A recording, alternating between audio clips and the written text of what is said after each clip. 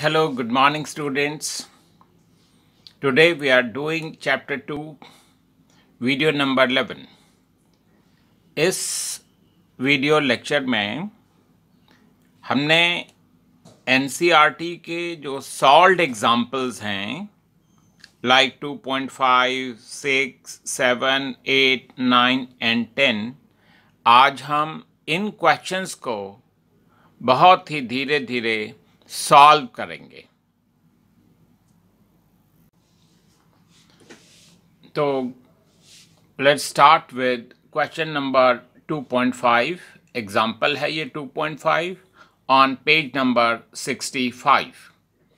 इस क्वेश्चन में ही सेज कि देयर आर टू चार्जेस, एक पॉजिटिव है एक नेगेटिव है, 7 microcoulomb and 2 microcoulomb. They are placed at these points. इसका कोऑर्डिनेट है +9, 0, 0 और इसका है -9, 0, 0। तो स्टूडेंट्स आप जानते हैं इसका मतलब ये है कि ये चार्ज राइट में है 9 सेंटीमीटर की दूरी पे और ये भी 9 सेंटीमीटर की दूरी पे है। तो जो डिस्टेंस हो जाएगा बिटवीन द टू वो 18 सेंटीमीटर हो जाएगा। The question asked is very plain and simple. Find the potential energy of these two charges. तो पोटेंशियल एनर्जी का फॉर्मूला ये लिखा हुआ है यहाँ पे, इसको मैं गा के सुना दूं आपको। It is K multiplied by product of the two charges with proper sign divided by the distance between the two charges। बस ये फॉर्मूला लगाना है। तो K की वैल्यू है 9 × 10⁹, Q1 की वैल्यू है देखिए +7 × 10⁻⁻6 और Q2 की वैल्यू है -2 × 10⁻⁻6 डिवाइडेड बाई 0.18 और ये आंसर -0.7 जूल आ जाता है। उसके बाद the second part of the question says कि find the work done to separate these charges from this position to infinity. तो स्टूडेंट्स हमने ये फॉर्मूला याद करना है कि इलेक्ट्रोस्टैटिक्स में वर्क डन 2-3 तरीके से निकाला जाता है। उनमें से एक तरीका ये भी है कि work done is equal to final potential energy minus initial potential energy. तो फाइनली ये चार्जेस इन्फिनिटी पे चले जाएंगे, वहां पे इनकी पोटेंशियल एनर्जी विल बिकम 0 और जो इनिशियल पोटेंशियल एनर्जी है वो -0.7 है। तो ये सॉल्व करने के बाद +0.7 जूल आ जाता है। Now we begin with the third part of this question. देखिए सिचुएशन बिल्कुल वही की वही है, कोई चेंज नहीं है उसमें, एक्सेप्ट द फैक्ट कि अब ही सेज कि ये दोनों charges they are placed in an external electrical field given by E is equal to A/R², जहां A की वैल्यू कांस्टेंट है। मीनिंग ये हो गया कि अब हमें पोटेंशियल एनर्जी निकालनी है इन्हीं दो चार्जेस की। कब? When they are placed in external electrical field।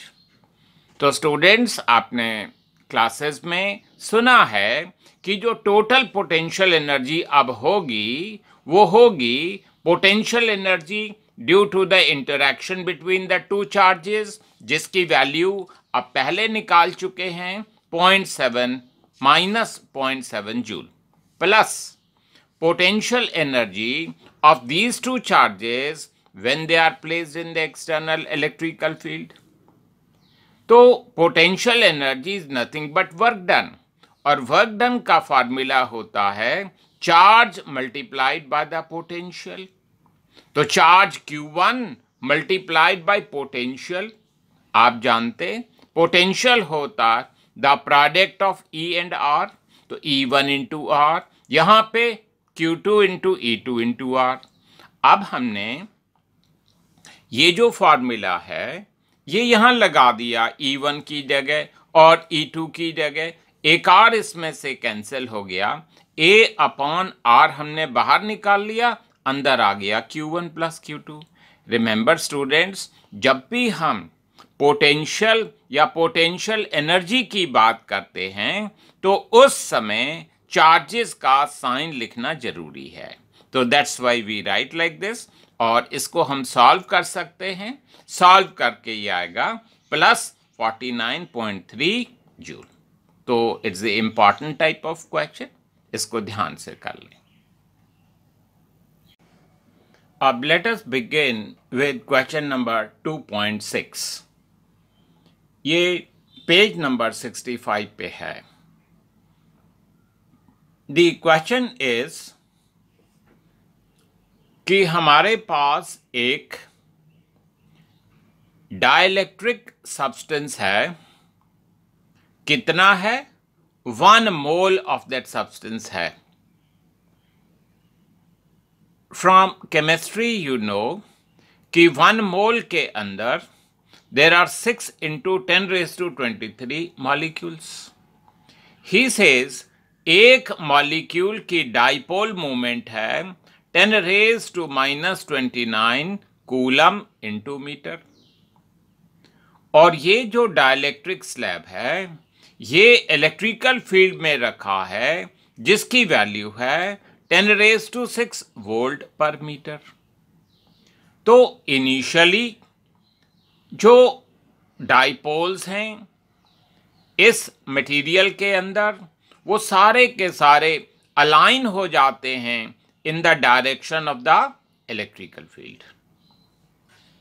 And he says कि अगर इलेक्ट्रिकल फील्ड की डायरेक्शन को चेंज कर दिया जाए ताकि फाइनल इलेक्ट्रिकल फील्ड 60 डिग्री का एंगल बनाए विद द डाइपोल मोमेंट, तो what is the amount of heat produced in the substance? तो थोड़ा सा स्टूडेंट्स हमें ये सोचना होगा कि एक मॉलिक्यूल की डाइपोल मोमेंट ये है तो इतने सारे मॉलिक्यूल्स की डाइपोल मोमेंट कितनी होगी? It will be P multiplied bye 6 into 10⁻23। अब ये जो कॉन्सेप्ट है कि फाइंड द हीट प्रोड्यूस्ड, जो भी वर्क डन होगा वो वर्क डन कन्वर्ट हो जाएगा in the form of heat produced. Classes में आपने सुना कि जो वर्क डन होता है in turning a dipole from initial angle to final angle is P into E into cos of theta I minus cos of theta F। तो कौन सी dipole movement? Total P multiplied by ये जो value है 6 into 10⁻23 multiplied by E cos of 0 and then cos of 60। तो total ऐसे लिखते हैं जो मैंने अभी आपको बताया। तो इसको हमने सॉल्व कर लेना है। कॉस 0 की वैल्यू 1 है, कॉस 60 1/2 है और ये आ जाएगा +3 जूल। ये जो अबव वर्क डन है यही कन्वर्ट हो जाता है in the form of heat energy. So heat produced is +3 joule. अब let us begin with example number 2.7 given on page number 70 of NCERT. These questions that we are going to discuss, they are quite interesting. Exam point of view से तो important हैं ही, वैसे भी life में कोई आपसे पूछ सकता है इन बातों को, तो from that point of view these things are important. पहला क्वेश्चन ये है कि when a comb is run through dry hair then it is able to attract bits of paper. Why? तो हमें स्टूडेंट्स ये पता होना चाहिए कि जब हम अपने कोम को भी रन थ्रू ड्राई हेयर तो फ्रिक्शन होती है, तो उस फ्रिक्शन की वजह से हम कहते हैं कि जो कोम है वो इलेक्ट्रीफाइड हो जाता है, उस पे चार्ज आ जाता है। और जब ऐसे इलेक्ट्रीफाइड कोम को हम पेपर बिट्स के पास ले जाते हैं, तो वो जो पेपर है वो भी पोलराइज हो जाता है। आप ये समझ लें वो भी चार्ज हो जाता है। And due to that the comb is able to attract bits of paper. Instead of going into finer details, हम ये कह सकते हैं कि comb when run through dry hair charge हो जाता है, और वो चार्ज कोम जब बिट्स ऑफ पेपर के पास लाते हैं तो पेपर भी पोलराइज हो जाता है, और उसकी वजह से comb is able to attract bits of paper. Second part of the question he says कि if the hairs are wet और if it is a rainy day then what will happen. The answer is plain and simple. जब hairs are wet तो naturally there will be reduced friction, इतनी कम friction that the comb may not get sufficiently electrified, और जब comb electrify नहीं हो पाएगा sufficiently तो it will not be able to attract bits of paper. Second part था इसमें कि अगर रेनी डे हो तब भी ये अट्रैक्ट नहीं करता बिट्स ऑफ पेपर को। क्यों? Answer is simple.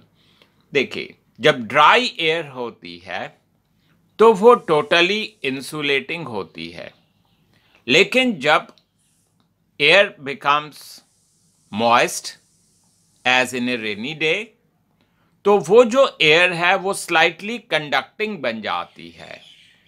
तो जो थोड़ा बहुत चार्ज कोम पे आता भी है वो लीक अवे हो जाता है in the air because the air becomes moist and conducting.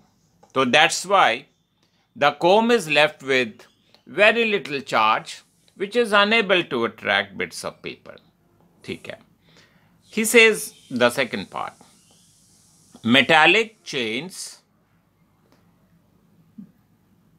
they touch the ground in the case of trucks. Why?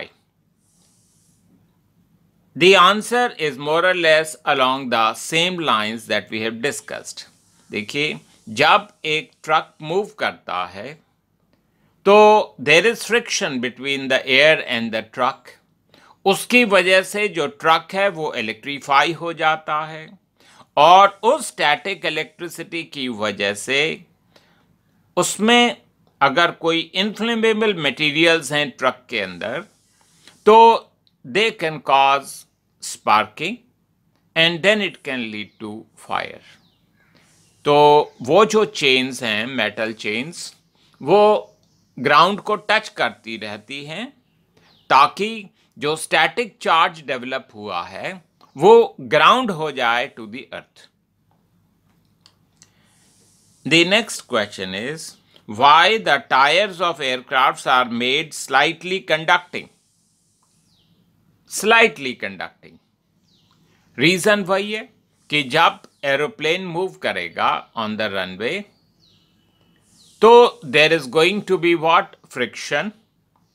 उसकी वजह से स्टैटिक इलेक्ट्रिसिटी होगी, और static electricity can cause what? Numerous problems for the aeroplane, and therefore उसके जो rubber tyres होते हैं aeroplane के, उसमें ऐसे कंपाउंड्स ऐड कर देते हैं ताकि वो स्लाइटली कंडक्टिंग बन जाए, और जो भी स्टैटिक चार्ज है वो जब it touches the ground it gets grounded. तो answer is more or less the same for question number 2 and question number 3, namely कि जो static charge है which gets developed, it should get grounded. The fourth part of the question says कि why the bird does not get a shock whereas the person touching the ground does. Why? यहाँ पे एक high power line है, यहाँ एक bird है, It is perching on it. It is sitting on the high power line. The bird does not get a shock क्योंकि जो potential difference है between the 2 points वो बहुत कम है and therefore the bird does not get a shock. But उसी high power line को when a person touching the ground with bare feet touch करता है तो फिर there is a potential difference between the high power line and the ground और उस large potential difference की वजह से एक करंट फ्लो करने लगता है which causes A fatal shock. तो सिंपल वर्ड्स में यहां पे पोटेंशियल डिफरेंस बहुत कम है इसलिए बर्ड को शॉक नहीं लगता.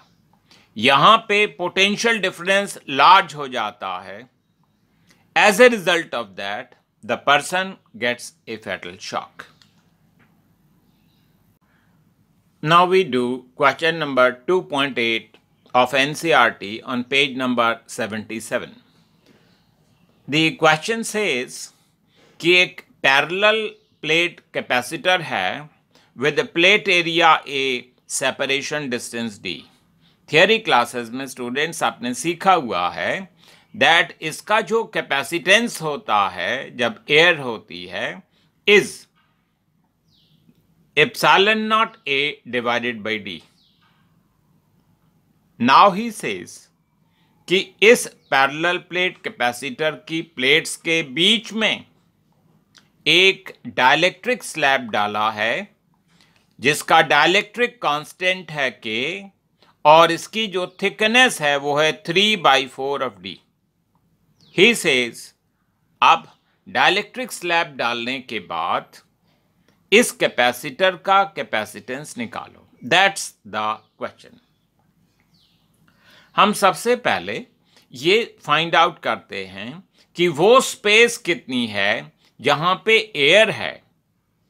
टोटल तो D था उसमें से 3/4 D is occupied by the dielectric slab तो बचा कितना D/4. अब स्टूडेंट्स ये जो फॉर्मूला अभी हम लर्न करने वाले हैं बड़ा इंपॉर्टेंट है. ये आपने थियरी में डेरिवेशंस में देखा है. C सफिक्स D होता है capacitance is equal to epsilon nought A divided by जितने भी टाइप के डिस्टेंसेस हैं they need to be divided by the dielectric constant. Dielectric constant of air is 1. तो पहला डिस्टेंस क्या है एयर का D/4 divided by 1 plus 3/4 D divided by K. ये स्टेप डियर स्टूडेंट्स बहुत ज़्यादा इंपॉर्टेंट है. तो I'll repeat again. ये है epsilon nought A divided by sum of all the distances and each distance has to be divided by its respective dielectric constant. अब देखिए यहां पे D/4 बाहर ले लिया तो ये बच गया 1 प्लस 3 डिवाइडेड बाई K और अब ये 4 ऊपर चला गया तो 4 times of epsilon nought A divided by D एक टर्म बनी और यहाँ पे हमने K एलसीएम ले लिया तो ये K+3 हो गया. अब ये जो epsilon nought A divided by D है एवरीबडी नोज कि वो तो C सफिक्स एयर होता है तो उसको मैंने सेपरेटली लिख लिया और ये आ गया 4K डिवाइडेड बाई K+3 और ये हो गया 4K divided by K+3 into C suffix air. मतलब जो कैपेसिटेंस है वो बढ़ गया है by a factor 4K divided by K+3. Now we begin with example number 2.9 of NCERT on page number 79. तो इस क्वेश्चन में ये एक सर्किट दिया है. सारे कैपेसिटर्स की वैल्यू इक्वल है 10 माइक्रोफेरेड और इन कैपेसिटर्स के क्रॉस एक वोल्टेज सोर्स लगाया है ऑफ 500 वोल्ट। क्वेश्चन ये है कि find the charge and voltage across each capacitor. Dear students, इस टाइप के सारे क्वेश्चंस को करने का एक स्टैंडर्ड तरीका है, वो लेट अस डिस्कस। पहले जिन भी पॉइंट्स के क्रॉस वोल्टेज सोर्स लगाया हो उन पॉइंट्स को हम ए एंड बी मार्क कर लेते हैं। उसके बाद हमारे पास जितने भी जंक्शन पॉइंट्स हैं उनको मार्क करते हैं। अब अगर ये पॉइंट ए है तो ये सारे पॉइंट ए होंगे, तो इस पॉइंट को मैं ए कहूँगा। But we are not allowed to jump a capacitor. तो ये हम याद रखें कि जब हम जंक्शन पॉइंट्स मार्क करने चलते हैं तो we are not allowed to jump a capacitor. तो ये पॉइंट ए हो गया, ये बी हो गया, ये दूर दूर ड्रॉ कर दिए। उसके बाद वी आस्क आवरसेल्व्स कि ये जो ब्रांच है जिसमें 3 कैपेसिटर लगे हैं, ये कहाँ पे कनेक्टेड है? ये है अक्रॉस ए एंड बी। ये वाला कैपेसिटर कहाँ कनेक्टेड है? Across A and B. अभी स्टूडेंट्स हम कोई कैलकुलेशन नहीं करेंगे, अभी तो हमने इस सर्किट को पहले रीड्रॉ किया है। तो रीड्रॉ करने में ऊपर एक ब्रांच, नीचे दूसरी ब्रांच, ऊपर ये 3 कैपेसिटर, नीचे एक कैपेसिटर। इसके बाद हम देखते हैं कि ये जो 3 कैपेसिटर्स थे, how are they connected? We say they are connected in series. अब स्टूडेंट्स, अगर 2 होते ऑफ इक्वल वैल्यू, आंसर आता C/2। 3 होंगे C/3, 4 हो जाते तो C/4। ये इक्वल वैल्यू हैं सारे कैपेसिटर्स। तो इसका जो ऊपर वाली ब्रांच है उसका जो इक्विवेलेंट कैपेसिटेंस है वो 10/3 माइक्रोफेरेड है। Will come to these things अभी थोड़ी देर के बाद। तो मैंने उसी डायग्राम को फिर से बनाया, ए बी, और ऊपर वाली ब्रांच में 10/3 माइक्रोफेरेड, नीचे वाली ब्रांच वैसे की वैसे 10 माइक्रोफेरेड। अब देखें स्टूडेंट्स, ये वाला कैपेसिटर और ये वाला capacitor, how are they connected? Well, they are connected in parallel, इसलिए they will get added and this will become 40/3। तो हमने सबसे पहले इक्विवेलेंट कैपेसिटेंस निकाला है और वो इक्विवेलेंट कैपेसिटेंस है 40/3 माइक्रोफेरेड और यहाँ पे वोल्टेज है 500। तो हमने कहा कि we found the value of capacitance across A B, voltage across A B 500 है। तो अब हम चार्ज की वैल्यू निकालते हैं। चार्ज होता है C इंटू V, तो C की वैल्यू 40/3 है और ये 500 है। तो क्योंकि ये 40/3 माइक्रोफेरेड में था, इसलिए जो चार्ज आएगा वो माइक्रोकूलम में होना चाहिए। ठीक है, तो अब हमने यहाँ तक हमने कर लिया कि टोटल चार्ज हमको पता चल गया। अब स्टूडेंट्स हम एक स्टेप पीछे जाते हैं, मीनिंग यहाँ पे जो चार्ज आ रहा है, यहाँ पे एट द पॉइंट ए, वो आ रहा है 40/3 इंटू 500 माइक्रोकूलम। तो ये हमें पता है कि इतना चार्ज आ रहा है। अब हम कहते हैं कि ये कैपेसिटर के क्रॉस वोल्टेज कितनी है? यू विल से ये तो अक्रॉस ए बी लगा है और ए बी के क्रॉस 500 वोल्ट है, तो यहाँ पे वोल्टेज 500 है और इसका कैपेसिटेंस 10 है। तो हम चार्ज की वैल्यू लिख सकते हैं, charge will be C multiplied by V। C की वैल्यू 10, वोल्टेज 5, तो ये 5000 माइक्रोकूलम हो गया। ठीक इसी तरीके से इस कैपेसिटर के क्रॉस वोल्टेज कितनी होगी? 500 वोल्ट, और इसका कैपेसिटेंस कितना है? 10/3। तो वो हो गया, चार्ज की value will be C multiplied by V and it becomes 5000 divided by 3 microcoulomb. एक स्टेप और लेंगे पीछे,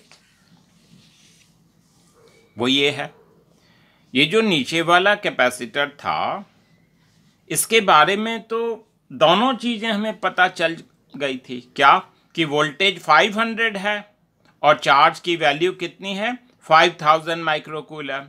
तो this is as it is, you are not going to do anything to this.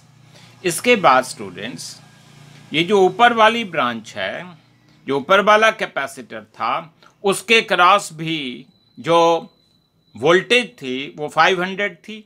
और हम जानते हैं थियोरी की क्लासेस से दैट कि जब इक्वल कैपेसिटर्स लगे होते हैं इन सीरीज, तो जो वोल्टेज है gets divided equally in 3 parts. जैसे ये 3 कैपेसिटर्स हैं तो voltage will get divided in 3 equal parts, 500/3, 500/3, 500/3।